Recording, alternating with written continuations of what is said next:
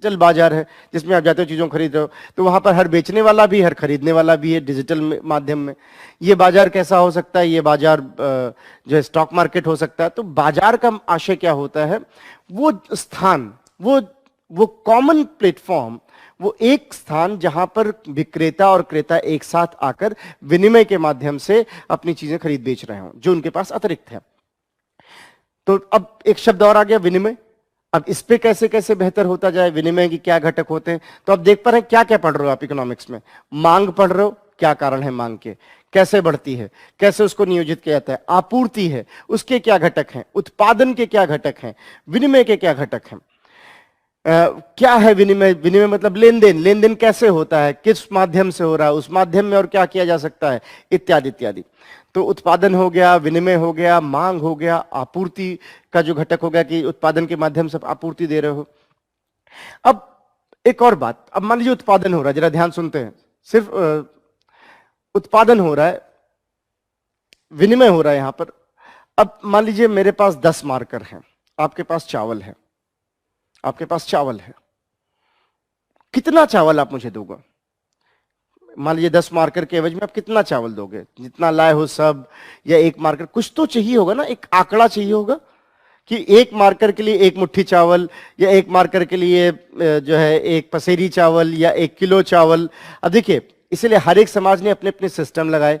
कहीं पे पसेरी, छटाक, ये सब हुआ, कहीं पे किलोग्राम, और ये इस तरह के इस्तेमाल किए गए। मतलब लोगों ने अपने अपने तरीके से, कोई कहता था अंजुलि, एक समय था अंजुलि मानक था कि हाँ एक अंजुलि में जितना आ जाए।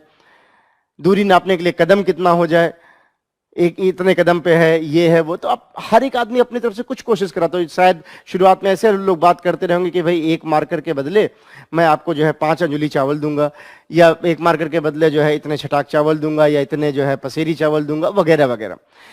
जब ये विस्तार होने लगा, तमाम अलग अलग जगहों के लोग भी आने लगे, जब और बाजार बढ़ा, दूसरे देशों के लोग के भी आने लगे, आपके यहाँ के लोग बाहर जाने लगे, जैसा आप देखते हो कि पुराने जमाने में होता था। तब ऐसे में बहुत जरूरी था कि एक मानकीकरण किया जाए। अब यहां पर बात अर्थव्यवस्था की तीसरी चीज की आती है, आकलन की, कि आकलन सही हो। और आकलन सही होगा कैसे? जब हमारे और आपकी परिभाषा एक जैसी हो। टाइम क्या है? एक आकलन ही तो है।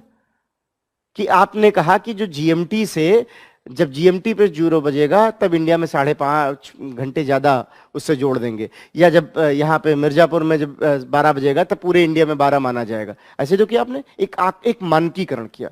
आकलन बहुत जरूरी है कि कैसे पता चलेगा कि हाँ कौन कितना व्यवस्थित है, कैसे है, क्या है, कितना किलो देना, एक मार्कर के बदले कितना दिया जाएगा, वगैरह वगैरह। तो एक आकलन की जरूरत थी। तो अब आकलन के भी घटक इसमें आएंगे। तो इसमें क्या क्या आपने देखा? वो सभी कारण जिसकी वजह से मांग आती है, वो सभी कारण जो आपूर्ति को सुनिश्चित करते हैं, उसी में वो सभी बातें जो उत्पादन से संबंधित हो, और मांग और आपूर्ति को दोनों मिलाते वो सभी घटक जो विनिमय को निर्धारित करते हो। बाजार के नियम क्या होने चाहिए, बाजार कैसे व्यवस्थित हो, ये सब भी जरूरी है। इसके अलावा जो है किस प्रकार उनका आकलन किया जाए, किस प्रकार उनकी व्यवस्था की जाए, और साथ ही किस प्रकार ये नियोजन किया जाए। नियोजन का मतलब आने वाले निकट भविष्य के लिए प्लानिंग। तो बजट क्या है? नियोजन ही तो है कि अगले साल हम ऐसे करेंगे, इतना करेंगे। तो उसकी एक प्लानिंग की जाए कि हाँ इसको कैसे किया जाएगा, क्या प्लान होगा, अगले साल कितना अनुमान है आएगा, कितना खर्च होगा, वगैरह वगैरह। तो ये सारी चीजें जो है अर्थशास्त्र के सब्जेक्ट मैटर्स बने। तो अर्थशास्त्र में लोग क्या पढ़ते हैं, आप पूरे उसको सिलेबस को देखोगे तो आपकी इन्हीं चीजों का इर्द गिर्द दिखाई पड़ेगा। मांग को समझना कि विभिन्न मांग के क्या घटक होते हैं, आपूर्ति को समझना, आपूर्ति के क्या घटक होते हैं।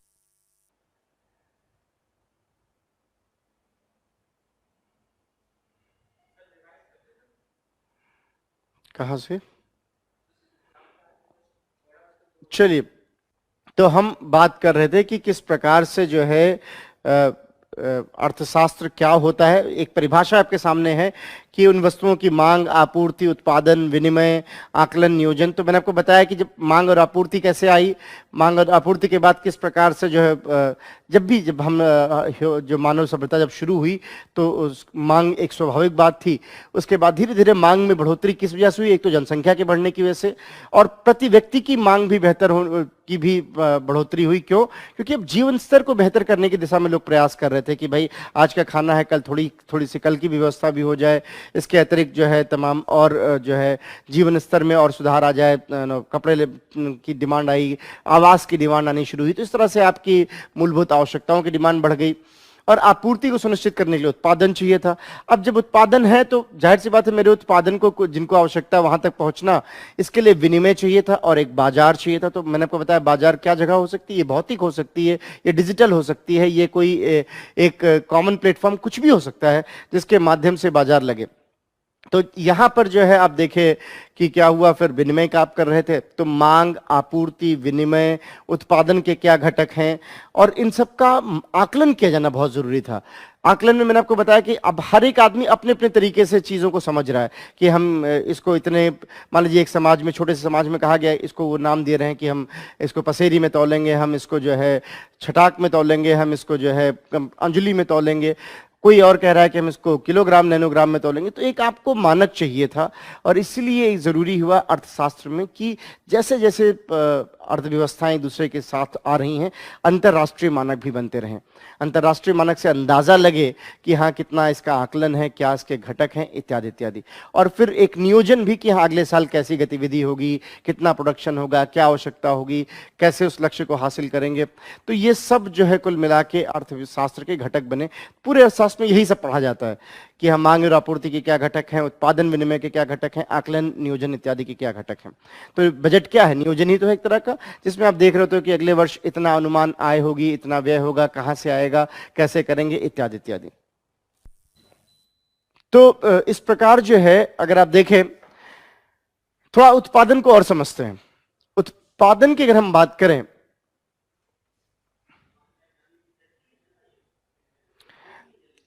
अगर हम बात करें उत्पादन की, तो उत्पादन में देखिए उत्पादन के लिए क्या क्या चाहिए, जरा इसको भी समझते हैं तो आपको समझ में आएगा कि चल नियोजन पे इतना ध्यान क्यों दिया जाता है।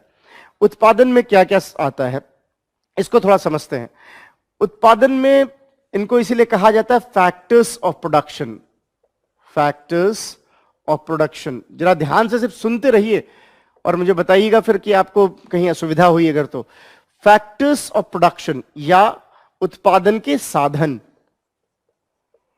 उत्पादन के साधन। तो फैक्टर्स ऑफ प्रोडक्शन में पहला और सबसे महत्वपूर्ण फैक्टर जिसको कहा जाता है वो है पूंजी, कैपिटल। पहला जो साधन है उसको कहते हैं पूंजी या कैपिटल। दूसरा जो साधन है उसको बोलते हैं जमीन, लैंड। तीसरा जो है वो है श्रम या लेबर। और चौथा है उद्यमिता, जिसका बोलते हैं इंटरप्राइज। ये चार घटक हैं जो सुनिश्चित करते हैं उत्पादन कैसे और कितना होगा। तो उत्पादन के को सुनिश्चित करने के लिए चार मुख्य घटक, एक पूंजी, इसको अंग्रेजी में बोलते हैं लैंड, लेबर, कैपिटल, इंटरप्राइज। ये चार मुख्य घटक हैं जिनसे उत्पादन सुनिश्चित होता है। और जितना ज्यादा उत्पादन होगा, जाहिर सी बात है फिर जो है आप देख पाएंगे कि उस हिसाब से चीजें आगे बढ़ रही होती हैं और इस तरह से मांग और आपूर्ति के बीच में एक संतुलन बनाने की कोशिश होती है। तो आपको विनिमय समझ में आ गया। अब तक आपको जो समझ में आ गया कि हाँ मांग और आपूर्ति एक घटक है, एक घटक है उत्पादन और विनिमय, एक घटक है आकलन नियोजन। आकलन क्यों? ताकि आप स्टैंडर्डाइजेशन को समझ पाए। अब पूंजी से क्या आशय है, पूंजी से क्या आशय, पहले इस शब्द को जरा समझ लीजिएगा कि पूंजी से आशय क्या होता है। मान लीजिए मेरे पास 100 रुपए हैं, 100 रुपए मेरी आय है, मेरी आय 100 रुपए है और 100 रुपए ही मेरा खर्चा है, तो मेरे पास पूंजी कुछ नहीं है। आय 100 रुपए, व्यय 80 रुपए, तो जो बचा 20 रुपए, उसको आप बोलते जो बचत हुई वो एक तरह से पूंजी का काम करती है।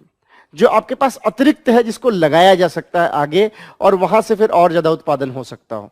अगर मेरी आय और व्यय बराबर है तो मैं कहूंगा कि मेरे पास पूंजी कुछ नहीं है। तो एक शब्द होता है कैपिटल। कैपिटल से आशय क्या, जो आपके आय और व्यय, मान लीजिए मेरी रिक्वायरमेंट 2 किलोग्राम चावल की है और मुझे 2 ही किलोग्राम चावल है, तो मेरे पास बचत कुछ नहीं है। और जब तक ये बचत नहीं होगी तब तक आप जो है आगे एक तरह से कहें तो और उत्पादन नहीं कर पाओगे।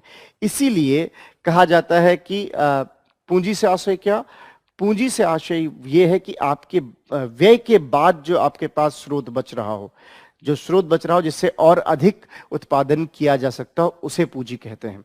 आई होप आपको पूंजी शब्द समझ में आ गया। पूंजी से आशय क्या?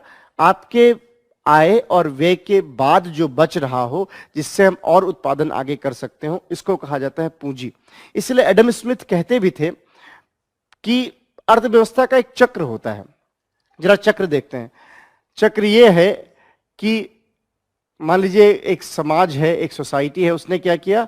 कुछ उत्पादन किया, कुछ उत्पादन किया, उत्पादन में से कुछ व्यय हुए और कुछ बचत हुआ, प्लस अभी इसमें एक शब्द लिख दे रहा हूं मैं, अभी आगे उसको एक्सप्लेन कर रहा हूं, प्लस निवेश हुआ, उससे फिर क्या हुआ? और उत्पादन हुआ, और व्यय, और बचत, निवेश। अब देख रहे हो अर्थव्यवस्था बढ़ती जा रही, इसको बोलते हैं अर्थव्यवस्था का सुचक्र।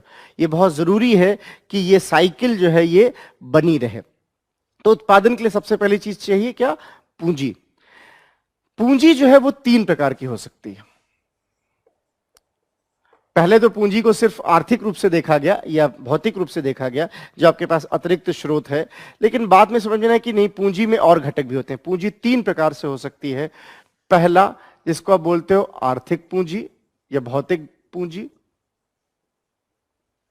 एक दूसरा जिसको आप बोलते हो मानव पूंजी।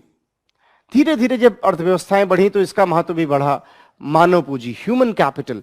और आजकल एक तीसरी है सामाजिक पूंजी। अब देखिए, ये महज संयोग नहीं हो सकता, ये एक स्टैंडर्ड क्लासिफिकेशन है। 2018 के प्रीलिम्स में पूछा था मानव पूंजी के बारे में कि ये क्या होता है। 2019 के प्रीलिम्स में पूछा था सामाजिक पूंजी क्या होता है। 2019 में उन्होंने शब्द पूछा था कि सामाजिक पूंजी से क्या आशय है। 18 में आया था मानव पूंजी। तो ये कोई महासंयोग नहीं है 18-17 उसके, क्योंकि ये पूछ रहे होते इसके बारे में, मानव पूंजी क्या है, सामाजिक पूंजी क्या है। ये भी पूंजी का हिस्सा है, ये भी आपका स्रोत है जिससे चक्र तेजी से बढ़ता है। कैसे? एक उदाहरण समझते हैं। पैसा है, अच्छी बात है, उससे और कर सकते हैं। मानव पूंजी क्या है? मानव पूंजी से मतलब कौशल प्रशिक्षण। जो लोग प्रशिक्षित हैं, जाहिर सी बात है वो स्रोत का ज्यादा इस्तेमाल कर पाएंगे। कोई प्रशिक्षित व्यक्ति है, स्किल्ड है, तो वो उसी स्रोत का ज्यादा उपयोग कर पाएगा। अनुभवी है तो उसी स्रोत का ज्यादा इस्तेमाल कर पाएगा। सो मानव पूंजी से आशय क्या है? अगर वो आदमी स्किल्ड है, अनुभवी है, वो अपने काम के प्रति उसका समर्पण ज्यादा है, तो ये सब मानव पूंजी में आते हैं। कि वो अगर स्किल्ड है, अगर वो जो है अनुभवी है, अगर उसका कार्य के प्रति समर्पण ज्यादा है, उसकी लगन ज्यादा है उसमें, तो इसको आप सबको क्या बोलोगे? मानव पूंजी है। और इसीलिए आजकल व्यवसाय में मानव पूंजी को बड़ा बल दिया जाता है कि जितनी स्ट्रांग मानव पूंजी होगी उतना ठीक रहेगा संस्था के लिए। और सामाजिक पूंजी से आशय क्या? सामाजिक पूंजी से आशय ये होता है जब हम परस्पर एक दूसरे में विश्वास रखते हो। ये बहुत जरूरी है कि हमारा एक दूसरे में विश्वास हो। जब एक दूसरे में विश्वास होता है तो बहुत सारे काम स्वयं हो जाते हैं। और अगर हम वो विश्वास नहीं रखेंगे तो उससे क्या होगा कि हर एक चीज पे हमको बहुत ज्यादा ध्यान देनी पड़ेगा, बहुत ऊर्जा खर्च होगी। देखिए, ये जो विश्वास है, और ये विश्वास एकाएक नहीं आता, इस विश्वास के पीछे एक परंपरा होती है। ये धीरे धीरे, और इसीलिए कहा भी जाता है कि विश्वास एक सार्वजनिक वस्तु है। एक शब्द होता है सार्वजनिक वस्तु। सार्वजनिक वस्तु से आशय क्या है? इसको अंग्रेजी में बोलते हैं पब्लिक गुड। पब्लिक गुड्स का मतलब वो ऐसी वस्तु जो उपयोग से बढ़ती हो और जिसको लेके लोगों में बंटवारे की लड़ाई ना हो। जैसे सोलर लाइट, सौर ऊर्जा है, वो क्या है? पब्लिक गुड्स है। वो जितना भी आप उसका इस्तेमाल कर लिए क्षरण नहीं होने वाला, उसमें लड़ाई की कोई समस्या ही नहीं है, क्योंकि क्षरण नहीं होना उसका। ऐसे ही विश्वास है। शुरुआत में भले ट्रस्ट कम रहे, लेकिन जैसे जैसे ट्रस्ट बढ़ता जाता है वो और आगे प्रोत्साहित करता है। इसीलिए कहा जाता है कि सामाजिक पूंजी का मतलब जब लोगों का एक दूसरे में विश्वास हो। और समाज में भी, अब जैसे मान लीजिए आपका राजनीतिक क्रम में विश्वास है, राजनीतिक क्रम का आप पे विश्वास है, आपका पुलिस में विश्वास हो, पुलिस का आप में विश्वास हो, प्रशासन का आप में विश्वास हो, तो आप देख पाते हैं कि वहां व्यवस्था कैसी ठीक रहती है। आगे मैं जब मानकों की बात करूंगा तो मैं बताऊंगा कि एक मानक रखा जाता है कि वो अर्थव्यवस्था ज्यादा बेहतर होगी जहां गुड गवर्नेंस होगा। तो क्यों? क्योंकि वहां पर लोग एक दूसरे में विश्वास ज्यादा करेंगे, और जहां ज्यादा विश्वास करेंगे वहां जाहिर सी बात एक सामाजिक पूंजी बनेगी। तो इसको, जिसको हिंदी में आप कहते हैं ना, जहां सुमति तहां संपत्ति नाना, वो शब्द शायद सामाजिक पूंजी को बहुत अच्छे से समझाता। तुलसीदास का एक शब्द है, जहां सुमति तहां संपत्ति नाना। वो जो है सामाजिक पूंजी को बताता है। चाणक्य ने इस पे लिखा है, बहुत सारे और वेस्टर्न स्कॉलर्स जो हैं, पश्चात्य देशों के जो स्कॉलर्स हैं, उन्होंने इस पे लिखा है। इसको बोलते हैं सामाजिक पूंजी। तो ये पूंजी के भी तीन प्रकार, आर्थिक पूंजी जो पैसे की बात करता है, मानव पूंजी जिसमें कितने कौशल प्रशिक्षण कितना है, कितना जो है अनुभव है, कितना लगन है अपने काम को लेकर, ये सब मानव पूंजी में आते हैं। और सामाजिक पूंजी का मतलब एक दूसरे पे परस्पर कितना विश्वास है। ये सब मिलकर पूंजी बनाते हैं, और ये जितने अच्छे रहेंगे वो अर्थव्यवस्था उतनी तेजी से ग्रो करती है। तो पूंजी के ये घटक होते हैं। जब हम बात करते हैं जमीन की, लैंड की, जमीन में फिर क्या क्या आता है? जमीन के घटकों में आता है, जब हम बात करते हैं लैंड या जमीन, तो इसमें वस्तुतः हम बात कर रहे होते हैं अवसंरचना की, कि अवसंरचना क्या है। क्योंकि जितनी अच्छी अवसंरचना होगी, जितनी अच्छी अवसंरचना होगी, ये सुचक्र उतना तेज चलेगा, सुचक्र उतना तेज चलेगा। तो जमीन की बात जो आप करते हैं, आप उसको अवसंरचना से मानते हो। पहले जमीन तो सिर्फ कृषि होती थी, सिर्फ तो जमीन से ही लेना देना था। अब जमीन है, उस पर कितनी अवसंरचना है, अवसंरचना में आपके पास रोड कैसी है, रेलवे कैसा है, बिजली कैसी है, ये सब महत्वपूर्ण होते हैं और ये उत्पादन को सुनिश्चित करते हैं। अब देखिए, मान लीजिए हमारे यहाँ ही उत्पादन कम होने का एक बहुत बड़ा घटक क्या है? हमारे पास बिजली आपूर्ति ठीक नहीं है, इसलिए बड़ा ध्यान दिया जा रहा है बिजली आपूर्ति पे। आगे जब आप पढ़ोगे तो देखोगे कि ये बहुत ध्यान दिया जा रहा है कि कैसे हम बिजली आपूर्ति को बेहतर कर पाएं, और उसके लिए क्या किया जाना चाहिए, और संरचना का विकास कैसे हो। श्रम से आशय क्या है? जो जैसे मैं आपको पढ़ा रहा हूं, ये श्रम है, मैं आपको पढ़ा रहा हूं, वो श्रम है। जो मेरा अनुभव है वो मानव पूंजी है। तो पूंजी भी चाहिए, श्रम भी चाहिए। अब मान लीजिए मैं बहुत अनुभवी हूं, लेकिन मेरा पढ़ाने का मन ही ना हो, मैं श्रम ही ना करूं, तो भी काम का नहीं होगा। इसलिए श्रम एक अलग घटक है, इसको मानव पूंजी से कंफ्यूज मत करिएगा। श्रम मतलब जो आप एक्टिव पार्टिसिपेशन कर रहे हो, वो जो लेबर काम कर रहा है, चाहे वो अनस्किल्ड लेबर हो, मैनुअल लेबर हो, चाहे वो स्किल्ड लेबर हो, वो जो काम कर रहा है उसको आप श्रम में रखते हो। इसके अपने घटक होते हैं, इसलिए श्रम संबंधी बातें भी होती हैं अर्थशास्त्र में। श्रम कानून क्या है, आगे आप पढ़ोगे। ईज ऑफ डूइंग बिजनेस, उसमें आजकल लगातार आप सुन रहे हो कि हर फला प्रदेश ने श्रम कानून को ठीक किया। अगर जो लोग यूपी के हैं जानते होंगे कि अभी यूपी ने काफी सुधार किए हैं श्रम कानून में। तो श्रम से संबंधित बात है, बल्कि इस पे एक बहुत महत्वपूर्ण स्कीम भी है जिसको आप बोलते हो श्रमेव जयते। श्रमेव जयते के माध्यम से आप श्रम में सुधार कर रहे हो। उद्यमिता, उद्यमिता बहुत जरूरी। उद्यमिता का मतलब नई सोच। कौन मानेगा आज के 100 साल पहले कि एक ऐसा भी कोई होगा जिस जकरबर्ग नाम का, जो एक ऐसी यूनिट बना देगा फेसबुक और व्हाट्सएप जैसी चीज कि उसके बिना जीना असंभव हो जाए। कौन मानता गूगल को? आज के 50-100 साल पहले मुझे ठीक ठीक याद आता है कि हम लोग विश्वविद्यालय में पढ़ते थे तो गूगल के लोग आते थे डेटा कलेक्ट करने कि जो है मैं अगर यहाँ पर थोड़ा सा एक आपका अगर अपना फॉर्मल परिचय भी दे दूं, आगे काम मैं कहीं कहीं संदर्भ लूंगा तो आपको शायद नाम से परिचय रहे आप तो ठीक रहेगा। मेरा नाम सुनील सिंह है, और अगर आप जानते हैं आजकल बहुत बहुत चर्चित विश्वविद्यालय है जवाहरलाल नेहरू विश्वविद्यालय, मैं वहीं पढ़ा हूँ MA ऑनवर्ड्स। तो हमें याद आता है कि जब हम पढ़ाई कर रहे थे तो गूगल के लोग आते थे, तब गूगल को कोई नहीं जानता था। गूगल उस समय एक नई कंपनी की तरह था। आज देखिए गूगल के बिना जीवन संभव नहीं दिखता। ये नवाचार, ये उद्यमिता थी, बिल्कुल नहीं। एलन मस्क, आपने नाम सुना हो शायद। एलन मस्क ने जब सोचा होगा कि हम ई व्हीकल बनाएंगे क्योंकि पूरी दुनिया में पेट्रोल कम होता जा रहा है, उद्यमिता है ये। एलन मस्क को माना जाता है, टेस्ला जो उनकी बड़ी कंपनी है, दुनिया के 10 बड़े रईसों में आते हैं वो। ये लोग कौन है? ये उद्यमिता वाले लोग हैं। इन्होंने नया नवाचार, नई तरीके से सोचा, कुछ रिस्क लिए, उस रिस्क से कुछ और हासिल हुआ। तो ये क्या हुआ? उद्यमिता। ये भी उत्पादन का बड़ा हिस्सा है कि उसी काम को और बेहतर तरीके से कैसे हो सकता है। तो नवाचार जितना भी है वो उसके अंदर आएगा। जितने स्टार्टअप्स हैं वो क्या है? उद्यमिता ही तो है। मैं भी पीछे देख रहा था कि लॉकडाउन के दिनों में डिलीवरी सिस्टम के लिए इतने अच्छे अच्छे स्टार्टअप्स आए हैं कि वो वाकई देखने के योग्य है कि लोगों का दिमाग कितना क्रिएटिव हुआ, कहां कहां लोगों ने सोचा कि इन माध्यम से जो है हम कर सकते हैं। ये उद्यमिता है, और ये आगे जो है अर्थशास्त्र के सुचक्र को और बढ़ाती है, उस चक्र को और तेज करती है। तो नवाचार है या रिसर्च है, R&D जितना आप करते हो। इसको यहाँ पे मैं इस शब्द को खूब इस्तेमाल करूंगा, तो आप इस शब्द से परिचय रहिए, और आप कहीं पढ़ेंगे तो आपको शब्द मिलेगा।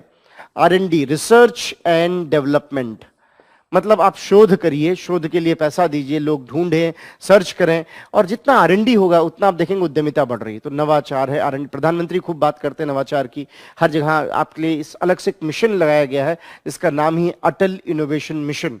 मैं आगे बताऊंगा कि कैसे वो नवाचार को प्रेरित कर रहा है कि तमाम नवाचार किए जाएं, R&D किए जाएं, नए यूनिट्स खुलें। जितने नए यूनिट्स खुलेंगे, जितना नया स्टार्टअप होगा, उतने नए रोजगार पैदा होंगे, उतनी और डिमांड्स आगे बढ़ेंगी। तो ये जो है उद्यमिता का घटक हो गया। श्रम का घटक है, श्रम मतलब कानून ठीक होने चाहिए, श्रम कानून लेबर को लगना चाहिए कि हाँ वो जो काम कर रहे हैं वो ठीक काम है, ना उनको बहुत ज्यादा दबाव बनाया जाए, ना ही ऐसा हो जाए कि वो काम करने में अक्षम हो जाए। जमीन से यहाँ आशय और संरचना इत्यादि से है, और जो है पूंजी का मतलब यहाँ पर आर्थिक पूंजी, मानव पूंजी और सामाजिक पूंजी से। तो ये सारे घटक मिलाकर, ये सारे घटक मिला के जो है वो फैक्टर्स ऑफ प्रोडक्शन या उत्पादन के साधन बनाते हैं। आई होप आपको बात समझ में आ गई कि उत्पादन के साधन क्या क्या है, पूंजी क्या होती है। अब यहाँ पे थोड़ा सा एक दो बातें और करते हैं। पहले इसको पूंजी के बारे में एक दो बात और करेंगे, और फिर पहले लिख लेंगे, फिर आगे बढ़ेंगे। मुझे आपके प्रश्न नहीं मिल रहे हैं, मतलब क्या मैं मान के चलूं कि सबको सब चीज क्लियर है? ऑलराइट, आर्थिक पूंजी की हम बात करते हैं जरा थोड़ी देर। जब हम पूंजी की बात कर रहे हैं तो पूंजी कैसे आ सकती है? अब जैसे मैंने आपको बताया कि उत्पादन हुआ, उसमें से कुछ व्यय हुआ, व्यय के साथ कुछ बचत हुई। अब जो बचत हुई वो आगे चल के जो है उससे और ज्यादा उत्पादन हो सकता है। तो जरा ध्यान सुनिएगा। अब मान लीजिए मैं एक अपनी कंपनी खोलता हूं, एक फर्म बनाता हूं, उद्यमिता करने का मेरा मन है, मेरा उद्यमिता का मन है, मैंने एक फर्म बनाया।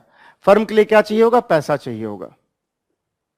पैसा चाहिए इसके लिए, तभी तो भाई पूंजी चाहिए। लेबर मान लीजिए मैं खुद हूं या किसी को हायर कर लूंगा, उसके लिए जो है जमीन चाहिए। तो इन सब के लिए कहीं ना कहीं उद्यमिता मेरे पास है। श्रम चलिए मैं अपने ही लगा दे रहा हूं, जमीन खरीदनी पड़ेगी, चलिए मान लीजिए एक बार जमीन भी मेरी है, तो भी पैसा चाहिए ताकि जो है हम बाकी चीजें कर पाए। नहीं तो जमीन खरीदने के लिए भी पैसा चाहिए, श्रम के लिए भी पैसा चाहिए, लेबर को जो पेमेंट करना है, तो इन सब के लिए पैसा चाहिए। कहां से आएगा पैसा? कैसे आएगा पैसा? जरा ध्यान सुनिएगा मुझे। बहुत बहुत महत्वपूर्ण बात है। मैंने देखा है कि बच्चे पूरा इकोनॉमिक्स पढ़ लेते हैं और ये शब्द ही नहीं क्लियर होता। उनसे पूछ लीजिए कि ये शब्द क्या है तो नहीं बता पाते। अब मुझे पैसा चाहिए, पैसा कहां से आएगा? एक तो ये है कि जो मेरी बचत हुई है, बचत क्या सिर्फ उतना पर्याप्त होगा? नहीं, इसके अलावा एक और चीज भी है जो चाहिए होता। वो क्या है? वो है निवेश। अब निवेश क्या है? अब देखिए ये क्वेश्चन आया हुआ आपको, अब जो है एक बार समझ में अगर आ जाएगी बात तो आपको हंसी आएगी कि ये कैसा क्वेश्चन था, लेकिन उस क्वेश्चन का मर्म इसलिए पूछा गया है। बचत और निवेश। अब निवेश क्या है? निवेश का मतलब ये कि मान लीजिए आप हो, मैंने आपसे बताया कि भाई मैं अपनी कंपनी लगाने वाला हूं, मार्कर बनाऊंगा, आप मुझे जानते हैं, आपने कहा ठीक है मेरे पास भी ये थोड़ा पैसा रखा हुआ है, मेरा अपना जो है 20 रुपए 30 रुपए मैंने बचाए हुए पिछले साल, तुम इसको लगाओ अपने बिजनेस में, कमाओ और मुझे भी हिस्सेदारी दो, मुझे भी कुछ इसमें से हिस्सा दो।